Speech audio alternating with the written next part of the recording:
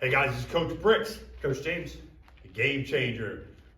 This week we wanted to talk about bone density, all right? Why it's important and what is going on in our society. So as you see, as people age, they start to fall, break certain things, even their balance comes off, all these kind of things, they become weaker. The bones become weaker. You know, they call it sarcopenia. So it's a big terminology for a word of the bones getting weak. Why do bones get weak? All right. The old adage used to be drink more milk, you have calcium, boom. Such a fallacy. All right. It's amazing how many things are so debunked and how many people buy into the wrong things. That's why I'm telling you, question everything. That's the first thing out there. Even in the health and strength field, even your strength coaches question why they do things, because so many things are just gimmicks and fads and push one agenda. So you got to get into that. So the bone density is a big thing because I'm also seeing with younger kids, breaking bones easier than before. Now, granted, how does a bone break? Typically, it's just the excessive force applied to one area, depending on what it is, or placed in an awkward position. Perfect. Keep it simple. It's too much force on that area that could not handle it. So if an ACL tears, now that's a ligament, if an ACL tears, it could not handle the force that's being placed on it. Same thing with the bone. It could not handle the force. So if I took a bat to James's shin and I hit him as hard as I could, he might be able to be okay. He might be bruised, but he might be able to handle it. Or his bone would not be able to handle the force that is given to it. So if you look back during our ancients, and I'm talking about the Spartans and things like that, there is estimates that these people had 100% stronger bone density than we had, maybe upwards even more. Then even go back maybe 50, 60, 70 years, and they were somewhere maybe even 20, 50% more, okay? So what is going on and why the loss of bone density? And I think a lot of it has to do with our lifestyle, environment. Number one is food, okay? The crap that we eat. We're not replenishing our bodies with what it needs, okay? And even if you do eat something good, let's be honest. Let's take an apple, for example. I eat one apple, okay? And you think, hey, I ate an apple today. I should get this out of it. The problem is our soil is so depleted because of what we've done to it. You're gonna need 3 apples to get the benefits of 1 apple from 40 years ago. Okay, so that's why people constantly eat, because they're not getting the nutrients. If we actually had a system, okay, that actually cared about the people and wanted to see the best, you wouldn't need as much food. We would not be overweight. We wouldn't need as much food. This whole other topic I could talk about, but we wouldn't need as much because our bodies would be able to absorb the one thing that we're taking. Okay, so you wouldn't have starvation in the sense of, well, we need to make more food. We wouldn't need to make more food because the stuff that we eat would actually be beneficial to us and actually be able to be all taken in. Unlike the crap today, even the healthy stuff tends not to be very beneficial because it's not as nutrient dense. So nutrition's one, then you also got to go to your environment and how people move. We don't move. So the more we sit, the weaker our bodies get. 100%.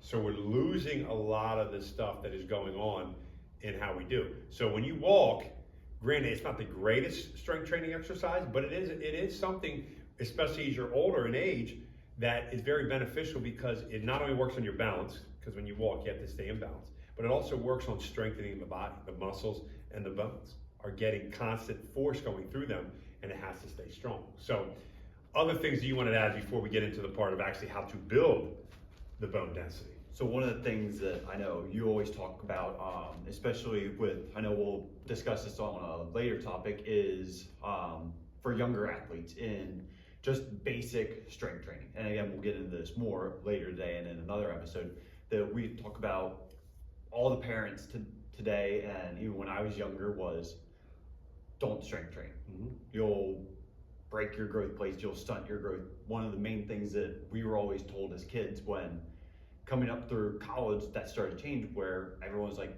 that's the best thing that you could do if in a safe environment, and you should be in a safe environment in a place like this, you're more likely to break something out on a playground or jumping off of stuff, climbing trees and falling out of a tree than you would be in here. But that's one of the things that, again, like our environment, we have a playground right out back here. We never see kids outside of the kids at recess right now, but in the summer, no one's ever over on a playground or outside playing or doing things like we used to do. And I think that's one of the biggest things that we always talk about in trying to get people back into that free play and just getting outside and doing something with their friends or stuff like that. Yeah, and I think that's key, and I think you nailed it. You know, how to build bone density, yes, strength training is key. And the type of strength training you should do, and not so much with the younger kids, but as you get older and want to get stronger, is negatives. You know what I mean? Going down as slow as you possibly can.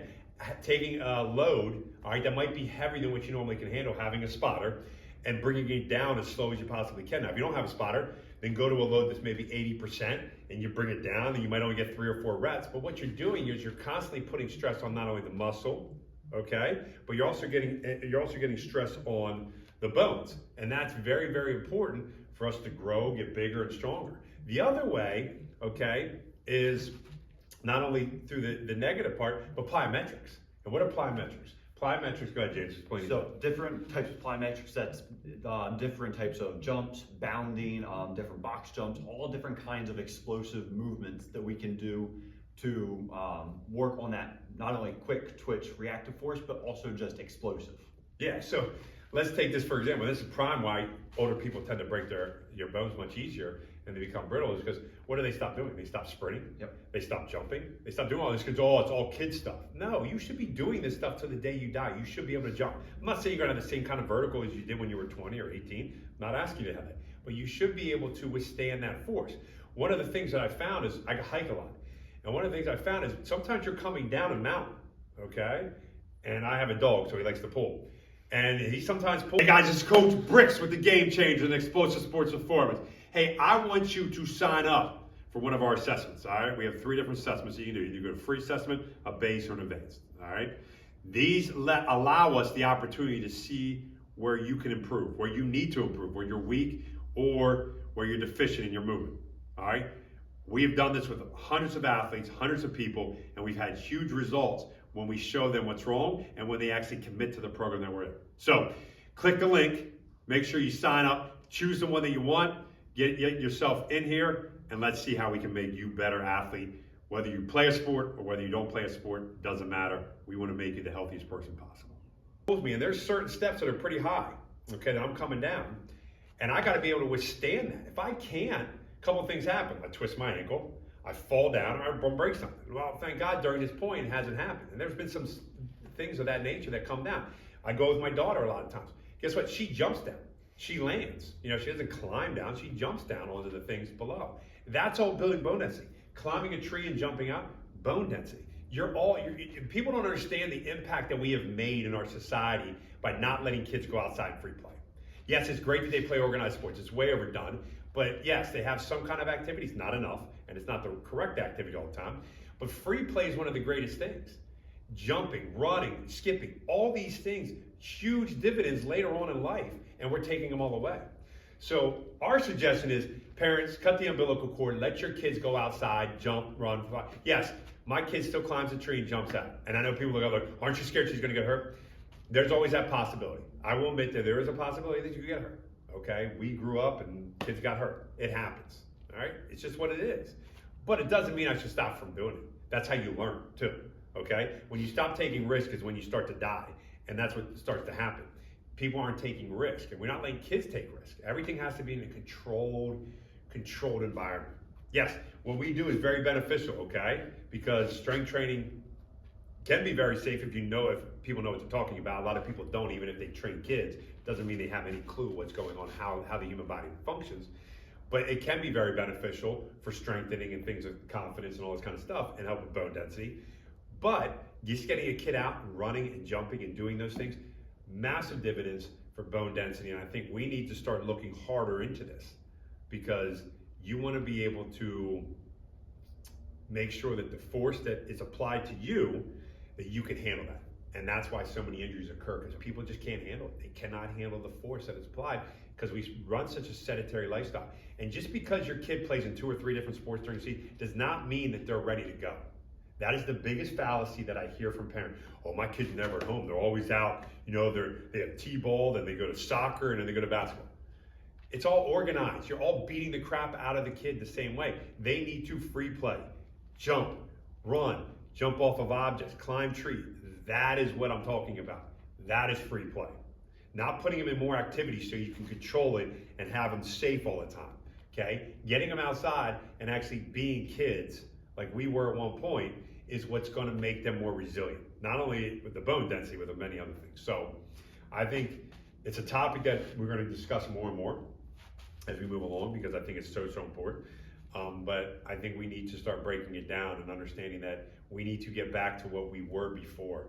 All right, if we want kids to be stronger, more resilient, we better go backwards. This whole moving forward and this technology-based stuff is overdone. It's done. It's got to stop. Okay, because kids are becoming so weak, fragile, that they're breaking apart, and then parents have no idea why. You have an idea, you know it. Cut the cord. Okay, take the phone away, take the tablet away. Be a parent. Let them be kids, and let them go outside and run around and just explore and figure things out. If they get hurt, yes, it stinks. It's part of life, but they learn from it. Okay, so bone density important. Young in life, so you can help yourself out later in life, but even later on in life, there's things you can definitely do. If you're looking for more information, Coach James and I can help you out. We do it with a lot of our older adults. We're constantly challenging them in different negative holds and things like that, slow down motions. And trust me, they don't always like it, but they know the benefit of it. So that's the key. All right, guys, this is Coach Bricks, Coach James. the Game Changers.